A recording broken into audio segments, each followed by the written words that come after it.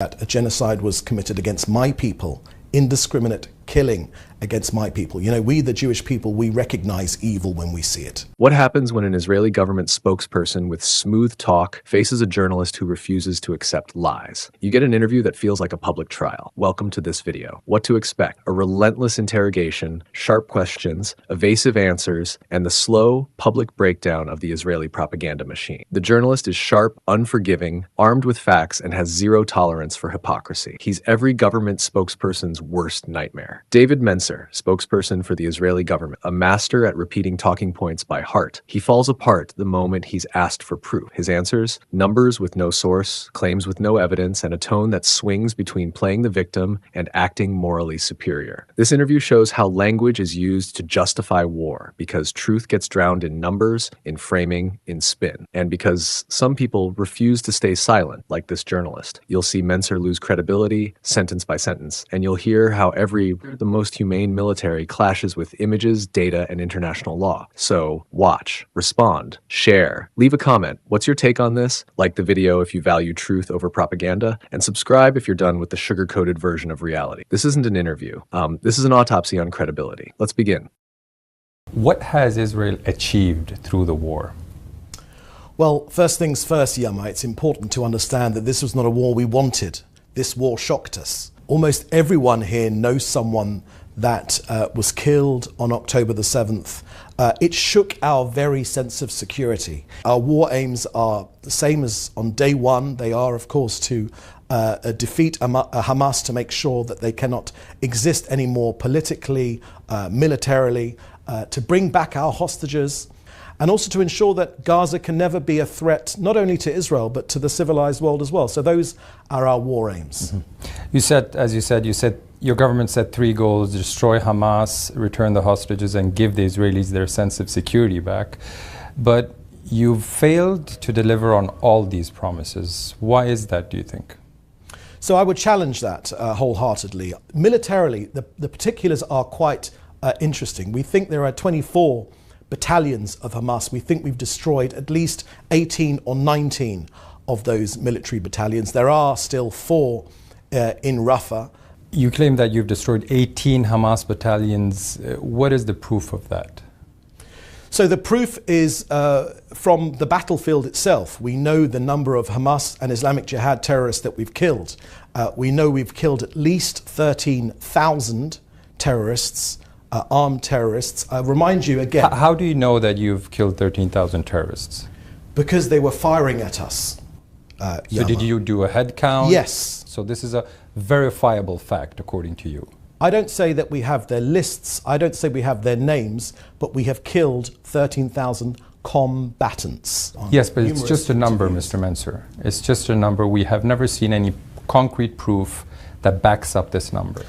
So I'm a spokesman for this government. I'm a spokesman for this government and the Israeli people. And I'll tell you right now that we have killed 13,000 terrorists. We have executed the gold standard when it comes to firing and directing our war at the terrorists and getting civilians out of harm's way. We have no problem with the people of Gaza. We want them to have a better future, but we need to get rid of this genocidal, murderous organizations, and that is what we are doing. Mm-hmm. You say you've set the gold standard. Your critics would say Israel is waging a genocidal war, according to UN experts. Israel finds itself in the docks in the International Criminal Court of Justice, which says there is plausible reason to believe genocide is being committed in Gaza. The EU says Israel is using starvation as a weapon against 2.2 million Gazans. It doesn't really sound like a gold standard. So let me take those apart, because there's a lot in that question which you just asked. On genocide, I would point you to the fact that a genocide was committed against my people, indiscriminate killing against my people. You know, we, the Jewish people, we recognize evil when we see it. We've been very, very clear that it's a terrible war, it's a dangerous war. We've lost 606 of our soldiers in this war, but this country is united on its war aims, and we will be successful because, you know, we don't have anywhere else to go in this country. You know, there is only one Jewish state in the entire world. Explain to us why you're bent on moving into Rafah with your forces. So the first things first on this question of Rafah, we move civilian out of harm's way. That's very, very important to us. In all of the battles which we fought, and they have been, it's an extremely complex military environment, extremely complex, because it is an urban, it's not a regular battlefield, it is an urban environment where Hamas fire at us from hospitals, from schools, from mosques. There are 1.4 million people in Rafah. Well, we believe there are about 1 million, and I think our figures are probably but that's a more lot trustworthy. still. It is. A lot of people, a military offensive. We encourage them to go there, to get out of harm's way. Exactly, Right. that's why they're there. But a military offensive into Rafah will end in a slaughter, the UN warns. Tell us, how are you going to evacuate all these people? In the same way that we've done in the past. That didn't work very well. You told people to move to what was a safe zone, then your forces would end up bombing that area. Are you going to follow the same formula? So again, I think that's a misrepresentation of this war. We're after Hamas. We've got no problem with ordinary Gazans.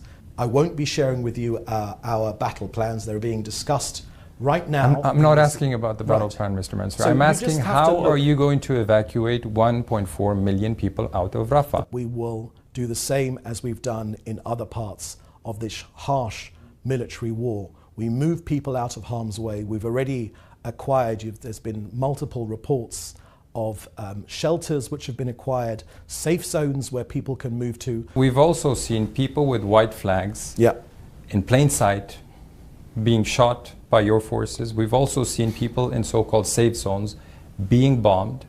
So we've seen your forces kill people on the run from your bombs as well over the past 6 months. So again, I would say to you that we feel we are the most humane army which has ever existed in living memory. We've done more to protect civilian lives. Where there have been, Yama, this is important. Let me share with you. You even shot your own hostages. Right. That came so out where running there have alive, been waved flags, and your soldiers an extremely terrible occurrence that was. So how are people in where Gaza we have supposed to made feel mistakes? safe? How are they supposed where to we feel have safe? made mistakes, we investigate, we wait for those results, and we adjust our behavior accordingly. That's what democracies do. Does Israel abide by international law? Yes. A UN Security Council resolution passed more than 4 weeks ago demanded a ceasefire. It demanded a stop to the war.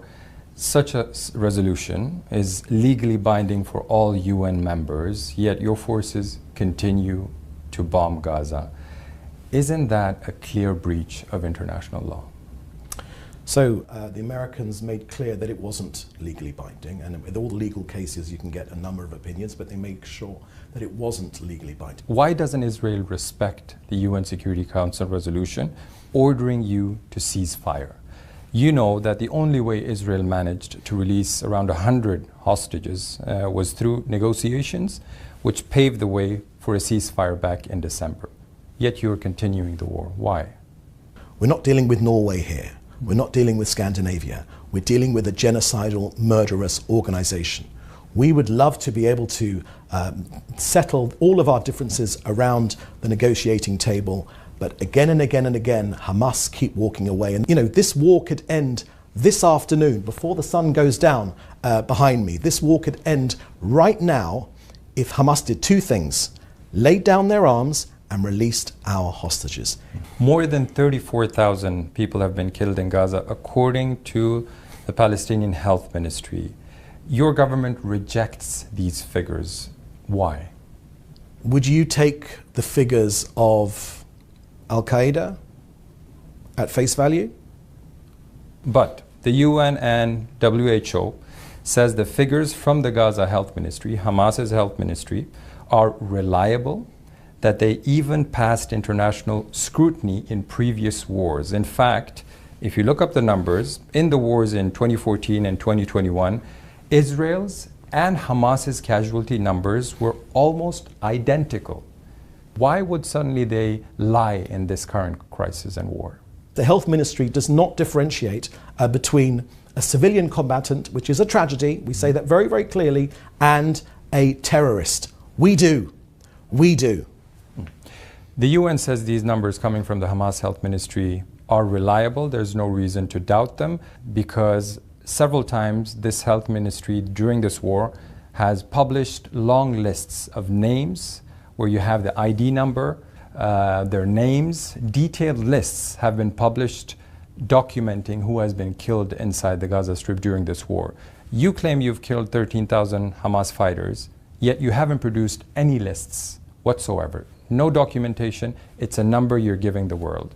It's a number which our army has given to us in a democratic country with checks and balances, with media scrutiny, with all the Western values that Norway holds dear or should hold dear. Well, Mr. Mansour, I ask you again, where is the concrete proof that you've killed 13,000 fighters? Okay, you claim it, but where is the proof? At least Hamas's health ministry has published lists confirming who has died several times. I wouldn't take Hamas's word for anything, literally anything. So we shouldn't believe Hamas, we shouldn't believe the UN, the World Health Organizations, all the aid groups on the ground, rights groups from all over the world. We shouldn't believe them, we should believe the Israeli government.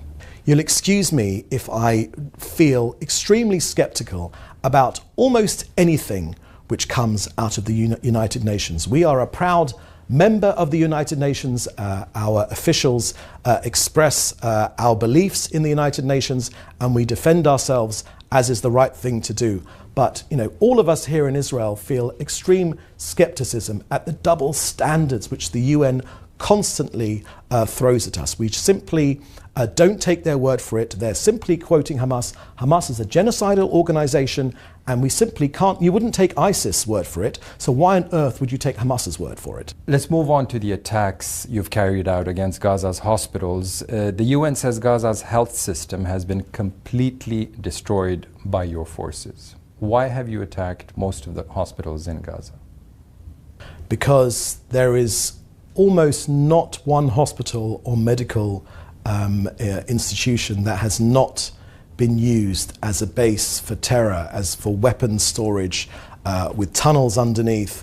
Hamas is a deadly terrorist organization, so they killed 1,200, more than 1,200 of my people on October the 7th, babies and beheadings and rapes and terrible, terrible things. So, I think we shouldn't take... Have the beheadings, by the way, been proven? Yes.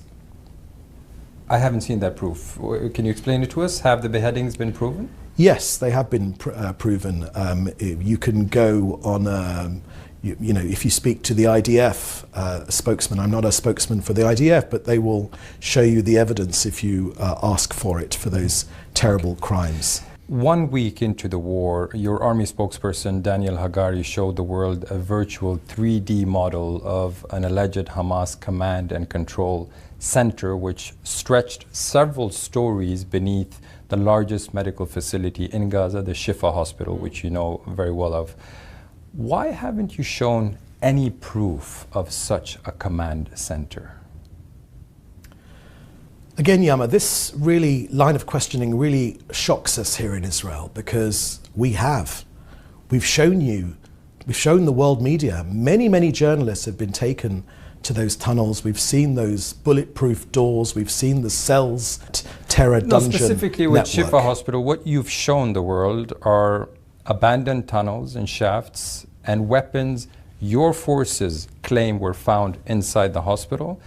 That does not prove that Hamas had a 3-story underground command and control center under the Shifa, a claim Israel has used to justify the attacks on hospitals all over the Gaza Strip. I'm quite disappointed at this line of questioning, and it's not just from you, because we face this unreasonable burden of proof of the horrors of Hamas strategies. We've shown you tunnels.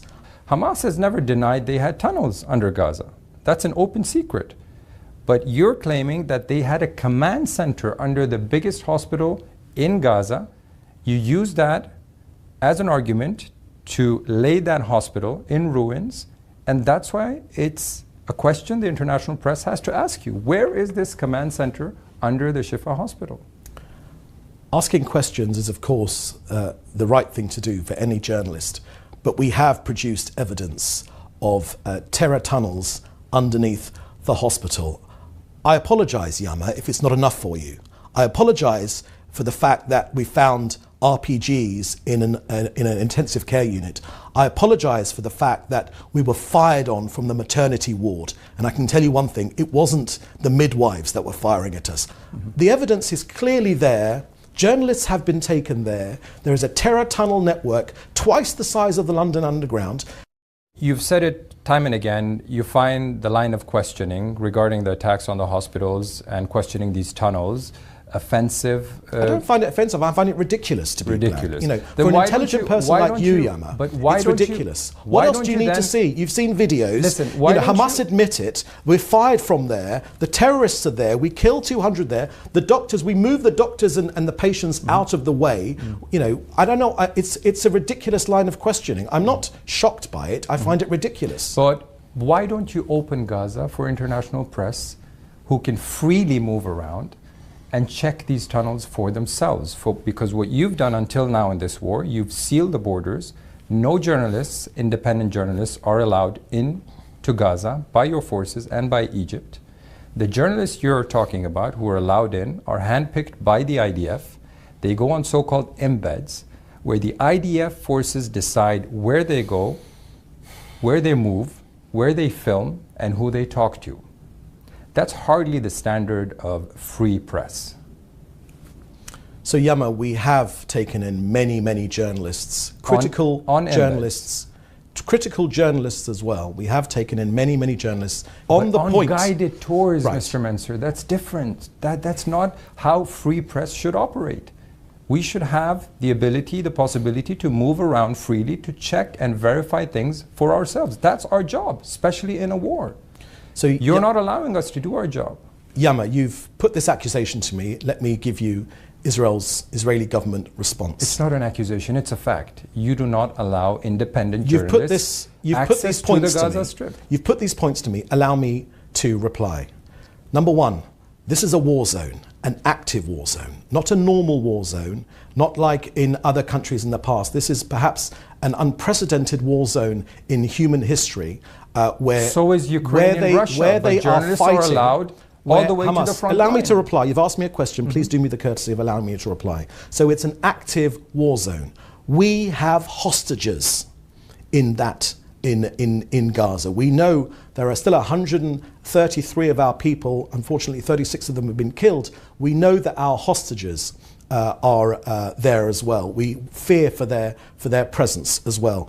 And we know that our armed forces would be jeopardized. They would be jeopardized, and we will always put the lives of our armed forces ahead of any sort of journalists wanting to go in. Your critics say that you're denying access to journalists who can operate independently inside Gaza because you don't want the world to see what you're doing inside Gaza. How do you respond to that? So the news, practically, let's talk about practically rather than your personal hurt feelings. Practically, the news is getting out of Gaza. There are many Palestinian journalists reporting from Gaza, which is their absolute right to tell you what they're... 100 of them have also been killed in this war. And we also unprecedented know, number. and we also know, Yama, that many of these journalists call themselves journalists, but being active Hamas operatives. And you presented proof of this claim? Yes, we have. We have presented proof to the world's media of Al Jazeera's, the head of Al Jazeera, his children, unfortunately,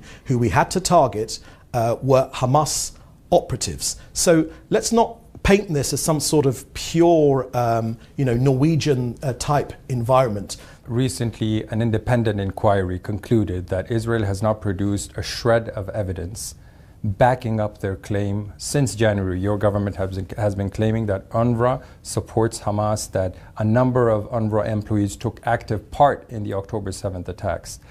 If you make that claim, why don't you present the evidence to this independent inquiry? So Yama, just today at a press conference at 3:30, I presented just that evidence. Why didn't you give it to the UN investigators? That's precisely what we did. When they concluded? And if you ask... But they've been asking for evidence for weeks. So that is another slur. a long list of many slurs against this country. We cooperated wholeheartedly with this investigation, but unfortunately it is a whitewash. This investigation, unfortunately, hasn't been independent and is another proof point of why this organization, UNRWA, cannot be reformed. The international community is not buying what Israeli government is saying. Most of the donor countries which cut aid to UNRWA based on the claims you made against them that they took part in the Hamas attack on October 7th, most of them have reinstated the aid. Even the Germans, even they decided this week that they would reinstate the aid going to UNRWA. So nobody seemed to believe your proof. So that's something that we are upset about. I'll be frank with you. The Israeli government has produced multiple evidence of the widespread hand-in-hand relationship between UNRWA and Hamas. You know, there was a Hamas server farm right underneath UNRWA's headquarters. I mean, it's almost farcical to believe there isn't a connection. It wasn't a few bad apples. This was a whole rotten orchard. Internationally, it's seen as Israel has a lot of trust issues. Israel claims, like you've said, 13,000 Hamas operatives have been killed. Hospitals have been used as Hamas controlling command bases. UN aid workers, UNRWA workers took part in terror attacks. Why should the world believe your side of the story when you keep pushing unfounded claims? Yama, we have produced all the evidence that you've talked about, but unfortunately it's never enough. It's never enough for people that do not wish to see the truth or believe the truth because they have some sort of vested interest, or they believe intrinsically that Israel is in some way guilty. Almost 7 months into the war, nobody seems to understand what Israel's post-war plan for Gaza is. What will happen to Gaza after you're done with the war? So once Hamas have been removed politically and militarily, our Gaza needs to be rebuilt. A better future, a more hopeful future needs to be allowed for their people. We need to do the same thing which happened in Germany at 1945, where the Allies magnanimously rebuilt Germany, which was destroyed by the Allies, and more importantly, de-radicalized it. They de-radicalized it. You mentioned the Allies during the Second World War. Yeah. Is Israel going to rebuild Gaza? Because you bombed the place. So unfortunately, this is not a war that we wanted or a war that we asked for. Nor did the Allies ask for that war, but Right. they helped rebuild Germany. So my question is, the World Bank estimates that your bombing has caused damages in Gaza to the tune of $18.2 billion. And my question is, will Israel pay for the reconstruction? Nothing would make Israel happier, Israelis, I think to a person outside of this building, nothing would make Israel happier to have peaceful neighbors in Gaza, to have a Gaza which is prosperous, to have a Gaza which is allows for a better future for its children, a Gaza which is de-radicalized and is not constantly every 18 months waging war against us or firing rockets at us. Mr. Mensur, you've made that point time and again during the interview. I had a very specific Peace question. is important to us, Yana, yes, okay? But so is the reconstruction of Gaza. It's part of the 2.4 symbol. million people who have lost their homes. I'm asking you, Israel bombed Gaza. Will you take the bill for the reconstruction? So I don't have an answer to that question because I don't know the official answer, and I don't want to give you an incorrect answer. So who should pay for the reconstruction of Gaza? But who Gaza should pay for it? should be rebuilt. We have in the past used our expertise, you know, to rebuild Gaza in the past. People listening to your answer, sir, would think that, okay, Israel is not committing to picking up the bill for the reconstruction of Gaza. Why should the international community pay for the destruction Israel caused in Gaza? So once again, Yama, I don't have an answer to that question, and I don't want to make a commitment here on Norwegian TV. Much as it's an important channel, I can't give you a commitment to that answer because I simply don't know. You've said time and again that your war is not against the Palestinian people. Your war is against Hamas. So if you rebuild their houses, wouldn't that be a very good gesture on the road to coexistence? So Yama, this is the fourth time I think you've asked me this question, and I will give you the same answer. I'm happy to get an official response to that, but I cannot give a commitment to you this evening. How does the Israeli government see the way forward? So the Prime Minister has made clear within weeks this conflict could be over, which is why the Prime Minister said to President Biden, and he was quoting Winston Churchill speaking to the Americans, a different American president, he said, "Give us the tools to finish the job. We're almost there. We will destroy, we'll obliterate this organization, and we want to get back to peace, to coexistence, to allowing Gazans and Israelis to have a better future."